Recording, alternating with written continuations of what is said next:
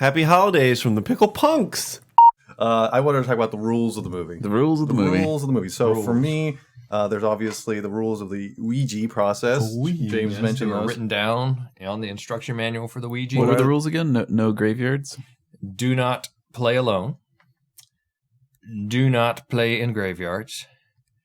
And always say goodbye. These are actually the same rules I use for masturbation. You say goodbye? You say never play alone. So it's a weird first rule. Yeah. It's hard to get started into masturbation if you don't at least try it out at home by yourself first. I mean, you would think you can masturbate in front of people. So what do those three rules have to do with anything?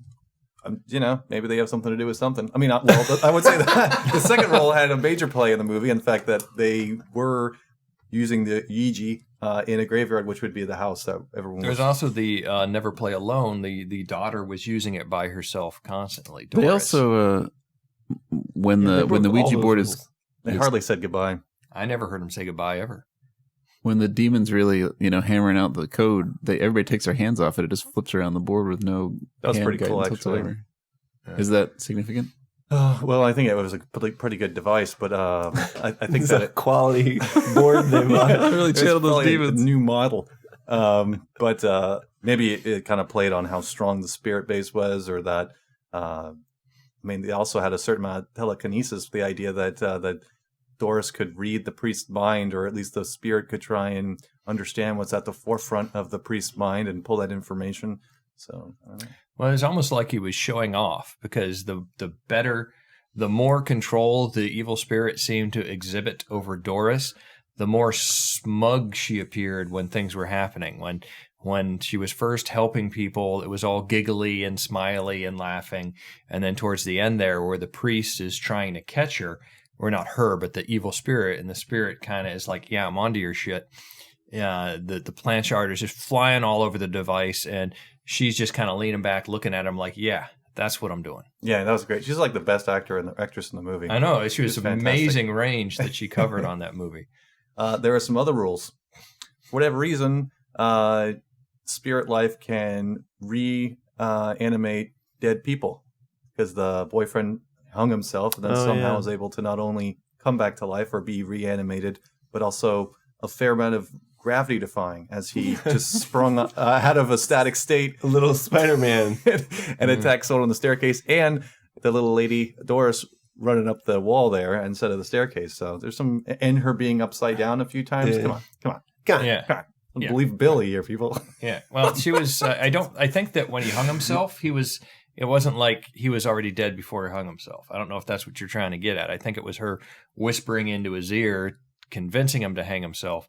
And then, but yeah, when he was just dangling there and he swung across the room, grabbed the redhead and tossed her onto the stairs, it just really made no sense whatsoever, because nothing like that had happened before that point in the movie. Nothing like that happened after that point in the movie. It was just like, we need to get her upstairs. How are we going to do it? I got it. Dead boyfriend. That'd be awesome if that's actually the screenwriter's conversation. Did you watch any? Did you do any research for this movie of your usual depth, John? Watching director's commentary or experimenting with the genre? I was considering reviewing in one viewing at least of all the movies that include Ouija boards, but that would take you a month. The list is much longer than I had anticipated. Yes. I mean, obviously the Witchboard series would have been the most primary, at least for me, but the little pieces, they're actually all over. In fact, there's a website dedicated to that. If you guys are interested, you can just Google movies with Ouija boards, and there's like... Wait, what was that?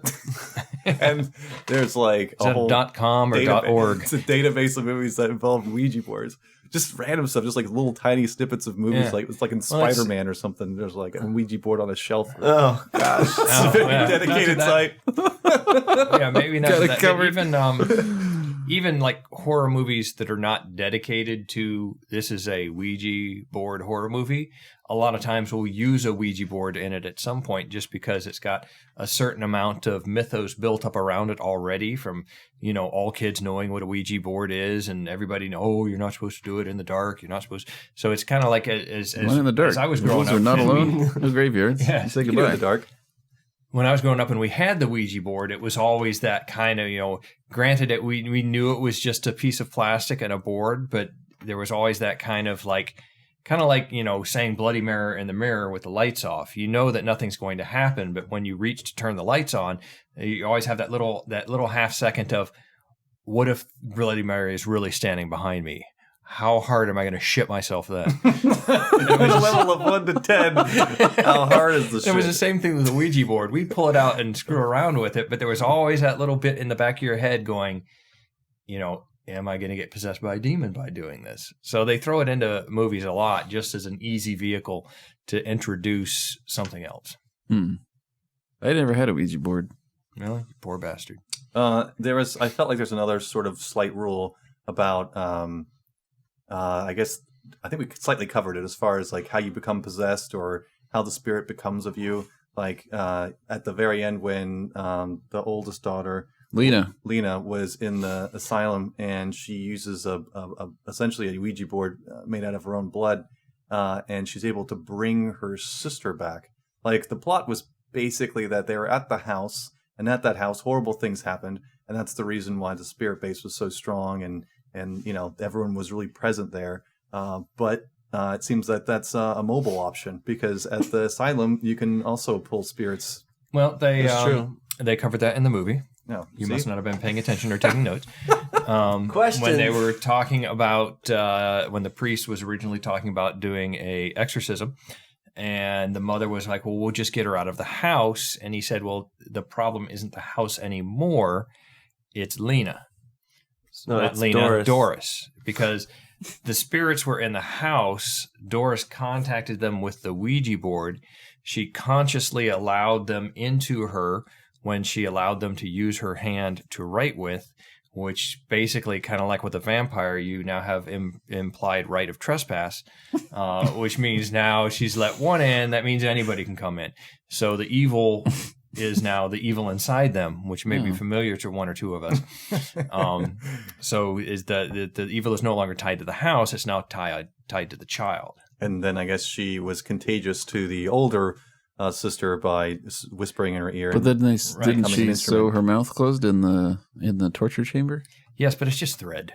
It's thread. You can break thread. Yeah.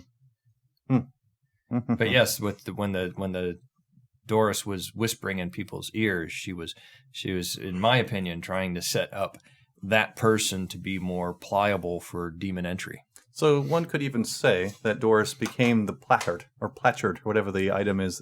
Plantain. Became the plantain. And the board at that point was not necessarily they burned it. They remained in the house. They burned it at one point, and they came back upstairs. It was back on the table.